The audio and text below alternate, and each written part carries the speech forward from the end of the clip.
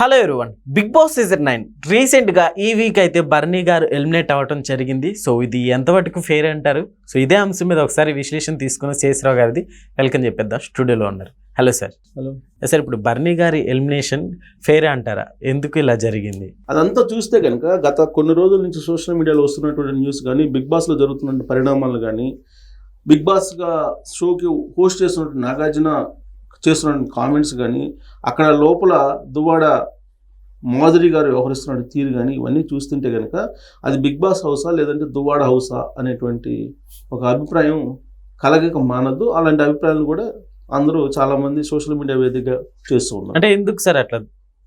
శ్రీనివాస్ గారు ఆ భావన ఎందుకు కలుగుతుంది? బిగ్ బాస్ హౌసా లేదంటే దువ్వాడ హౌసా అని చెప్పి రీసెంట్ గా సోషల్ మీడియాలో ఏమొచ్చింది, అసలు బిగ్ బాస్ లోకి వైల్డ్ కార్డ్ ఎంట్రీ కోసం ₹1 కోటి ఇచ్చేశాడు.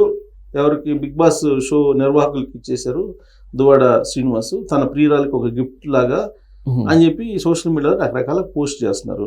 దానికి అదనంగా మళ్ళీ నిన్న కొన్ని పోస్టులు ఏంటంటే, అసలు అది బిగ్ బాస్ విన్నర్కి ఇచ్చేది 50 లక్షలు అయితే వీళ్ళు ₹1 ఇచ్చి ఎంటర్ అయ్యారు అనేది ఇంకొక కామెంట్ యాడ్ చేశారు. దానికి మీమ్స్ పెట్టి సోషల్ మీడియాలో చేస్తున్నారు. అయితే ఇక్కడ అది నమ్మచ్చా మనం ఆ ప్రచారాన్ని అంటే? సోషల్ మీడియాలో వచ్చేవన్నీ ఎక్కువగా రూమర్సే ఉంటాయి. కానీ ఆ ఏదైతే గాసిప్ వస్తుందో ఆ గాసిప్కు అనుగుణంగా కనుక పరిస్థితులు మనకు కనిపిస్తూ ఉన్నప్పుడు నిజమేనేమో అనేటువంటి ఒక భావన అయితే కలుగుతుంది కదా. ఇప్పుడు బిగ్ బాస్ హౌస్లో భరణి అలాగే దువ్వాడ మాధురి బాండింగ్ అనేది బాగా వైరల్ అయిపోయింది. భరణి అలాగే మాధురి బాండింగ్ అని చెప్పి. సో దానికి తగ్గట్టు అక్కడ వాళ్ళిద్దరు డ్యాన్సులు చేయటం, హగ్గు ఒకటే లేదు. బహుశా భరణి ఇప్పుడు కనుక ఎలిమినేట్ కాకపోతే అది కూడా అయ్యి ఉండేదేమో అనేది సోషల్ మీడియాలో చాలామంది నెట్జన్లు వాళ్ళకు ఓటేసినటువంటి వాళ్ళు కూడా భావిస్తున్నారు. సో భరణి బాండింగ్స్లో ఎక్స్పర్ట్. అవును, రకరకాల బాండింగ్స్ ఉంటాయి భరణికి అనేది అందరూ తెలిసిన విషయం. ఆల్రెడీ ఎలిమినేషన్ కారణం కూడా అదే అనేది అర్థం అవుతుంది. సో నాగార్జున హోస్ట్ చేస్తున్నట్టు అశోక్ నాగార్జున కూడా అదే కామెంట్ చేశారు కదా. అవును, సరే అందరూ భరణి తోటి రిలేషన్స్ అయితే పెట్టుకున్నారు. ప్రతి వాళ్ళు ఏదో ఒక రిలేషన్. ఇప్పుడు తనుజ ఏమంటుంది, నాకు తండ్రి లాంటి బాండింగ్ ఉందని చెప్పి ఆవిడ అంటుంది. దివ్య ఏమంటుంది, నాకు బ్రదర్ లాంటి బాండింగ్ ఉందని ఆవిడ అంటుంది. సో ఇలా ఒక్కొక్కరు ఒక్కొక్క బాండింగ్ పెట్టుకున్నారు. పవన్ ఏమంటాడు, బ్రదర్ అంటాడు. ఇట్లా రకరకాలుగా బాండింగ్ హార్ట్ఫుల్గా వ్యవహరిస్తాడు, చాలా హార్ట్ఫుల్. తర్వాత చాలా హ్యూమానిటీ ఉన్నటువంటి భరణి గారు పోవటం అనేది చాలా బాధేస్తున్నది అని చెప్పేసి వాళ్ళు ఏడుపులు పెడబొబ్బల మధ్య సరే ఎట్టకేలకు బయటకు వచ్చాడు. అయితే ఇక్కడ ఎందుకు బయటకు వచ్చాడు? కేవలం అతను బాండింగ్స్ కారణంగానే బయటకు వచ్చాడా, ఎక్కువ బాండింగ్స్ ఉన్నందువల్ల బయటకు వచ్చాడా అనేటువంటి చర్చ జరుగుతుంది. అంటే ఆడటానికి, గేమ్స్ ఆడటానికి ఆ కెపాసిటీ ఉన్నప్పటికీ కూడా అతను ఆడలేకపోయాడు అనేది ఒకటి. రెండేంటి, ఇంకొకరిని గెలిపించడానికి ఇతను కోఆపరేట్ చేస్తున్నాడు అనేది ఇంకొకటి ఉంది అతని మీద. తర్వాత గేమ్ని గేమ్ లాగా ఆడకుండా ఇతను పర్సనల్ బాండింగ్స్ తోటి దాన్ని రక్తి కట్టించలేకపోతున్నాడు. సేఫ్ గేమ్ ఆడారనే చెప్పుకోవచ్చు. అంటే ఇన్ని రోజులు సేఫ్ గేమ్ ఆల్మోస్ట్ ఇంకా అదే అనుకోవాలి కదా, సేఫ్ గేమ్ అంటే. ఇక్కడ ఇవన్నీ కూడా మనం అది చూసిన తర్వాత అనలైజ్ చేసుకోవటమే. కానీ బిగ్ బాస్ తెర వెనుక ఏం జరుగుతుంది అనేది సోషల్ మీడియాలో వస్తున్నటువంటి న్యూస్ ఏంటి? దీని వెనక అసలు దువ్వాడ శ్రీనివాస్ దువ్వాడ మాధురి కోసం పెద్ద స్కెచ్ వేశాడు. ఆ స్కెచ్లో భాగంగానే ఇది జరిగింది అనేది ఇంకోటి వినిపిస్తుంది. ఓకే, అంటే ఇప్పుడు బయటికి రాకుండా ఉన్నట్టయితే, లోపల ఉన్నట్లయితే వేరే ఇంకా బాండింగ్స్ పెరిగాయి అంటారా? ఇప్పుడు అదే కదా, అసలు ఫస్ట్ రోజే మాధురి ఎంటర్ కాగానే తట్టుకోలేకపో శ్రీనివాస్ చేసిన కామెంట్ ఏంటి, ఆడాళ్ళని మగాళ్ళని ఇద్దరిని కలిపి ఆడించడం ఏంటి, బిగ్ బాస్ వాళ్ళిద్దరు కలిపి ఆటలు ఆడించడం ఏంటి అనేది ఒక అబ్జెక్షన్ చేశాడు అతను. మా కన్నమ్మ కప్పు తీసుకుని వచ్చింది, లేదంటే బిగ్ బాస్ సంగతి చూస్తాను, నాగార్జున సంగతి చూస్తాను అన్నట్టుగా మాట్లాడాడు అతను.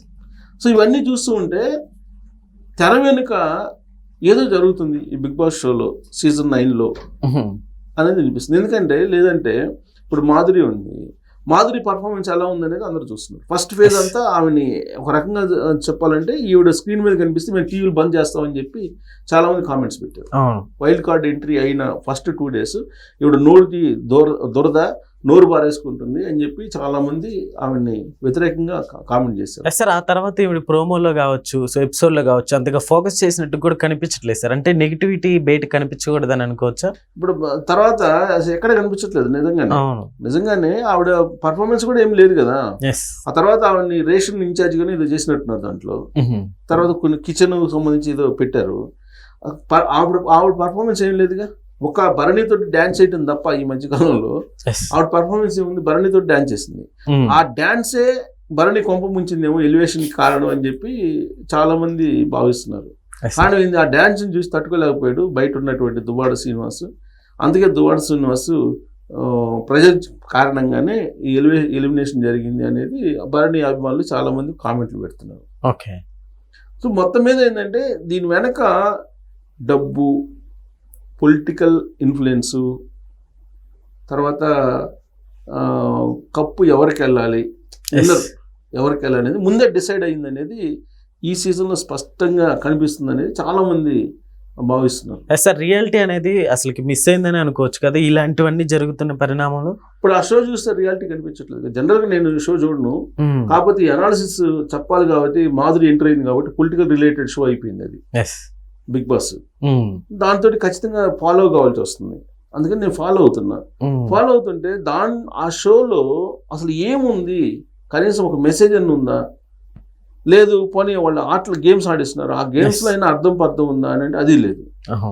యాక్చువల్గా నిన్న వాళ్ళు ఎవరెవరు బాండింగ్ పెట్టినారు, ఎవరి కెపాసిటీ ఎంత అనేది ఒక సింగర్ చేత పాడిచ్చారు. సింగర్ వచ్చి వాళ్ళు సింపుల్గా ఒక ట్యూన్ తోటి మొత్తం పాడారు.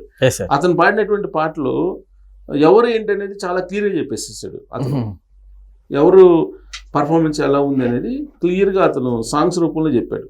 ఓకే. ఆ సాంగ్లో ఉన్నటువంటి అర్థాన్ని, ఆ సాంగ్లో ఉన్నటువంటి అభిప్రాయాన్ని కనుక మనం పరిగణలోకి తీసుకుంటే ఇప్పుడు జరుగుతున్నటువంటి షో వెనుక ఖచ్చితంగా ఒక హిడెన్ అజెండా, మనకందరికి తెలియనటువంటి ఒక గూడుపుటాని ఉంది అని కామెంట్లు చేసేటువంటి వాళ్ళని మనం కాదన్నాం. జనరల్గా ఏంటంటే ఇలాంటి షోస్లో వెనక ఎంతో కొంత ఉంటుంది, కాకపోతే ఈ సీజన్ 9కి వచ్చేటప్పటికి మరీ ఎక్కువగా అనిపిస్తుంది.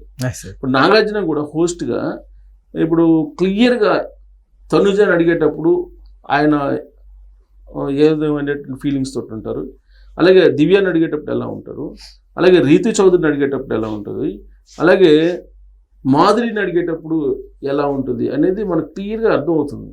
ఓకే. ఇప్పుడు బిగ్ బాస్ హోస్ట్ చేసినటువంటి నాగార్జున అందరి పట్ల ఒక రకంగా ఉండాలి, కానీ అలా లేడు. ఇప్పుడు భరణి పట్ల ఒక రకంగా ఉన్నాడు, పవన్ పట్ల ఒక రకంగా ఉన్నాడు, తర్వాత సుమన్ శెట్టి పట్ల ఇంకో రకంగా ఉన్నాడు, తర్వాత ఇమ్మాన్యుయల్ పట్ల అయితే ఇంకా అసలు అద్భుతంగా అసలు ఈ షో ఇతను లేకపోతే అది ఉండదు అన్నట్టుగా ఈయన చెప్పేస్తున్నాడు ముందే. సో ఇలాంటి వేరియేషన్స్ చాలా క్లియర్గా కనిపిస్తున్నాయి దాంట్లో. అలా షో అనేది అలా ఉండకూడదు కదా. హోస్ట్ చేసే అతనికి అందరూ ఒకటిగానే కనిపించాలి, అలాగే అందరిని ఒకేలాగా ట్రీట్ చేయాలి.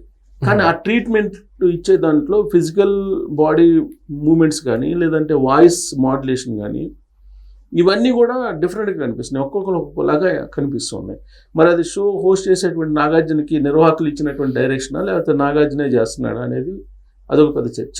ఓకే. సో మొత్తం మీద అంటే ఓవరాల్గా దీని వెనకైతే మాత్రం ఒక చీకటి కోణం అయితే కనిపిస్తుంది. ఆ చీకటి కోణం ఏంటి అని అంటే ₹1,00,00,000 లేదంటే బాండింగ్ తట్టుకోలేకపోయాడు దువ్వాడ శ్రీనివాస్ బయట నుంచి. ఎందుకంటే దువ్వాడ శ్రీనివాస్ ఈ మధ్య బాగా బయట నుంచి కన్నమ్మ కప్పు కన్ఫామ్, కప్పు రాకపోతే అంత చూస్తాం అంటున్నారు. అంటే దాని అర్థం ఏంటి, ఆల్రెడీ మ్యాచ్ ఫిక్సింగ్ అయిపోయిందా, ముందే ఫిక్సింగ్ చేసేసారా అనేటువంటి అభిప్రాయం ఉంది. మొత్తం మీద భరణి ఎలిమినేషన్ వెనక హిడెన్ అజెండా, గూడుపుట అని ఉంది అని ఆయన అభిమానులు బలంగా నమ్ముతున్నారు. Okay sir, thank you.